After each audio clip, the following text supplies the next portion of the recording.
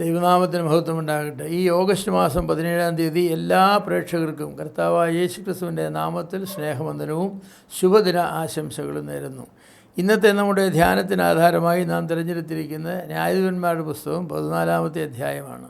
ഈ അധ്യായത്തിൽ നാസറുതക്കാരനായിരുന്ന ശിംശോൻ്റെ ചില കഴിവുകളെക്കുറിച്ചും ഒക്കെയാണ് പറയുന്നത്. ഉദാഹരണമായിട്ട് ഞാൻ വിചാരിക്കുകയാണ്, പറഞ്ഞിട്ടില്ലെങ്കിലും ശിംശോൻ്റെ IQ ഇൻ്റലിജൻറ്റ് കോഷ്യൻ്റ് വളരെ വലുതായിരിക്കാനാണ് സാധ്യത. സാധാരണ ഒരു കുട്ടിക്ക് ഒരു പ്രായത്തിൽ ഉണ്ടായിരിക്കേണ്ട ബുദ്ധിയും ഉണ്ടായിരിക്കുന്ന ബുദ്ധിയും തമ്മിലുള്ളതായിരിക്കുന്ന അനുപാതമാണ് ഇൻ്റലിജൻറ്റ് കോഷ്യൻ്റ്. അതുപോലെ അവൻ്റെ BQ ബോഡി കോഷ്യൻ്റ് ഉണ്ട്. ഒരു കുട്ടിക്ക് ഒരു പ്രായത്തിലുണ്ടായിരിക്കേണ്ട ശാരീരിക ശക്തിയും അവന് വാസ്തവത്തിലുള്ള ശാരീരിക ശക്തിയും തമ്മിലുള്ളതായിരിക്കുന്ന അനുപാതം അത് ശിംശോന് വളരെ കൂടുതലായിരുന്നു. സാധാരണ കുഞ്ഞുങ്ങൾക്ക് ഒരു പ്രായത്തിലുണ്ടായിരിക്കേണ്ട ശാരീരിക ശക്തിയും ആരോഗ്യത്തേക്കാൾ വളരെ മെച്ചമായിരിക്കുന്ന ആരോഗ്യ ശക്തി അവനുണ്ടായിരുന്നു. എന്നാൽ ശിംശോന് എൻ്റെ AQ ആറ്റിറ്റ്യൂഡ് കോഷ്യൻ്റ് എന്ന് പറയും. അതായത് ഒരു കുട്ടിക്ക് ഒരു പ്രായത്തിൽ ഉണ്ടായിരിക്കേണ്ട മനോഭാവവും അവന് വാസ്തവത്തിലുള്ള മനോഭാവവും തമ്മിലുള്ളതായിരിക്കുന്ന കോഷ്യൻ്റ്, അതിൻ്റെ അനുപാതം ശിംശോന് വളരെ മോശമായിരുന്നു. അവൻ്റെ AQ വളരെ ലോ ആയിരുന്നു എന്ന് ഞാൻ പറയട്ടെ. അങ്ങനെ പറയാനുള്ള കാരണം ഈ അധ്യായത്തിൽ പ്രകടമാകുന്നതായിരിക്കുന്ന ശിംശോൻ്റെ ചില മനോഭാവങ്ങൾ നമുക്ക് കാണുവാനായിട്ട് കഴിയും. ഇന്നത്തെ ലോകത്ത് IQ-നാണ് ഏറ്റവും കൂടുതൽ പ്രാധാന്യം കൊടുത്തിരിക്കുന്നത്. കുഞ്ഞുങ്ങൾ വലിയ ബുദ്ധിമതികളായിരിക്കണം എന്നുള്ളത് നല്ല കാര്യമാണ്, അതിനൊന്നും ഞാനെതിര് പറയില്ല, നയിക്കുകയാണ്. എന്നാൽ AQ-ന് ഇന്ന് ആരും പ്രാധാന്യം കൊടുക്കുന്നില്ല, അവൻ്റെ ആറ്റിറ്റ്യൂഡ് എന്താണെന്നുള്ളത്. പക്ഷേ ഞാൻ നിങ്ങളോട് പറയാം, ഒരാളുടെ വിജയത്തിൻ്റെ രഹസ്യം അവൻ്റെ IQ അല്ല, അവൻ്റെ AQ ആണ്. വളരെ വലിയ IQ ഉള്ള ചില ആളുകൾ പോലും വളരെയധികം പരാജയപ്പെട്ടു പോകും. കാരണം അവരുടെ AQ വളരെ മോശമാണ്. ആറ്റിറ്റ്യൂഡ് മോശമാണെങ്കിൽ IQ ഉള്ളതുകൊണ്ട് കാര്യമില്ല. കാരണം അവർ പഠിക്കുകയില്ല. പഠിത്തത്തെക്കുറിച്ചുള്ള അവരുടെ ആറ്റിറ്റ്യൂഡ് മോശമാണെങ്കിൽ, പരീക്ഷയെക്കുറിച്ചുള്ള അവരുടെ ആറ്റിറ്റ്യൂഡ് മോശമാണെങ്കിൽ, സ്കൂളിനെക്കുറിച്ചുള്ള അവരുടെ ആറ്റിറ്റ്യൂഡ് മോശമാണെങ്കിൽ IQ ഉണ്ടായിട്ട് എന്ത് കാര്യമാണ്? ശിംശോൻ്റെ പ്രശ്നമെന്ന് പറയുന്നത് IQ ആയിരുന്നില്ല, AQ ആയിരുന്നു. അവന് ദൈവവചനത്തോടും പാപത്തോടും ലാഘവമായ ഒരു മനോഭാവമാണ് എപ്പോഴും പുലർത്തിയിരുന്നത്. നാസറുതക്കാരൻ ചത്തതിനെ ഒന്നും തുടരുമെന്നാണ് പ്രമാണം. എന്നാൽ ശിംശോൻ എന്താണ്? ചത്തതിനെ തൊട്ടു, അതൊക്കെ അങ്ങനെ കിടക്കും. താൻ കൊന്നിട്ടതായിരിക്കുന്ന സിംഹത്തിൻ്റെ ഉടലിൽ ചില ദിവസങ്ങൾ കഴിഞ്ഞ് താൻ അടുത്ത് ചെന്ന് തുടരുന്നു മാത്രമല്ല, അതിൻ്റെ ഉള്ളിൽ കൈയിട്ട് അവിടെ കൂടുവച്ചിരുന്ന തേനെടുത്ത് തിന്ന് തൻ്റെ അപ്പനും കൊടുത്തു. നോക്കണം, അപ്പോൾ അവൻ്റെ മനോഭാവം നോക്കണം. ദൈവം പറഞ്ഞാലും ഞാൻ ചെയ്യുമെന്നുള്ള മനോഭാവമാണ്.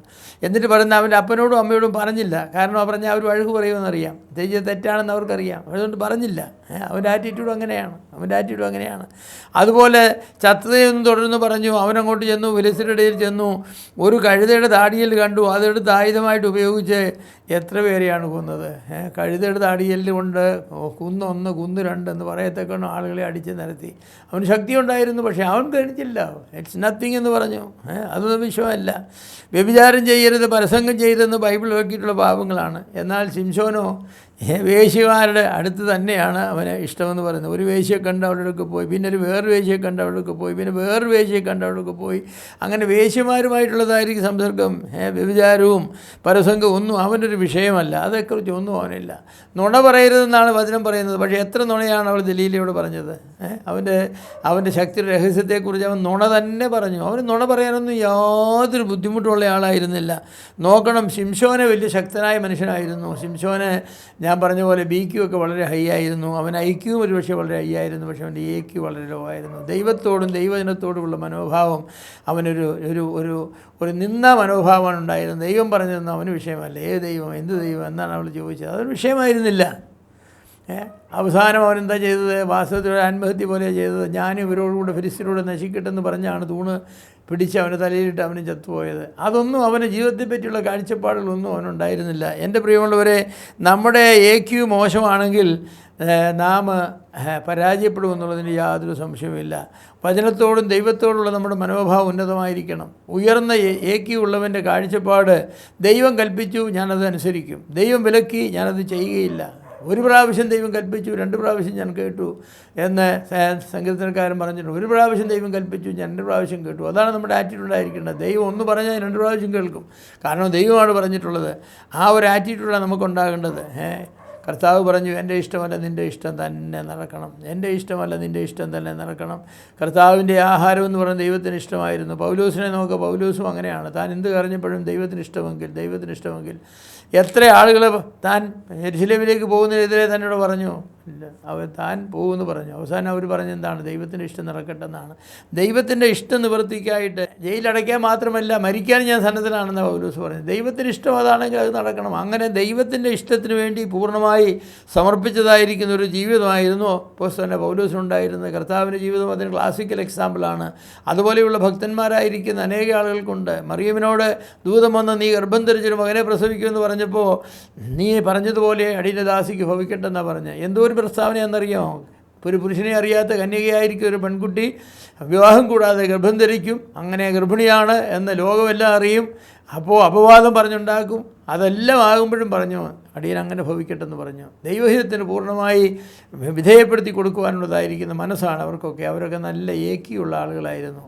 എൻ്റെ പ്രിയമുള്ളവരെ, ഇന്നത്തെ വിശ്വാസികൾ വളരെ കുറച്ച് കാണുന്ന ഒന്നാണ് AQ എന്ന് പറയുന്ന ആറ്റിറ്റ്യൂഡ് കോഷ്യൻ്റ്.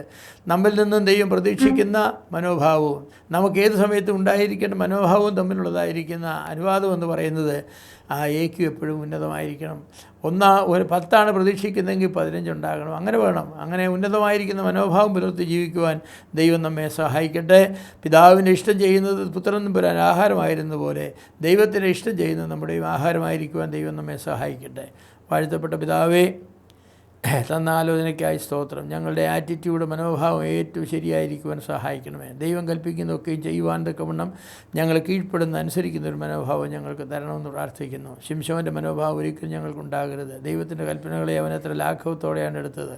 അതുകൊണ്ട് അവന് വന്നതായിരിക്കുന്ന അന്ത്യം എത്ര സങ്കടകരമായിരിക്കും ഒരു അന്ത്യമാണ്. ഞങ്ങളെ അവിടുന്ന് സഹായിക്കണമേ. ഈ ദിവസത്തിനായി സ്തോത്രം. ഈ ദിവസത്തെ അനുഗ്രഹിച്ചു തരണമേ. ഞങ്ങൾക്കിന്ന് ചെയ്യുവാനായിട്ട് തന്നിട്ടുള്ള എല്ലാ കാര്യങ്ങളും ദൈവത്തിൽ ആശ്രയിച്ച് ചെയ്യുവാനുള്ള കൃപയും ഞങ്ങൾക്ക് തരണമേ. പ്രാർത്ഥന കേട്ടിരിക്കുക. സ്തോത്രം. യേശു ക്രിസ്തുവിൻ്റെ വലിയ നാമത്തിൽ തന്നെ. ആമേൻ.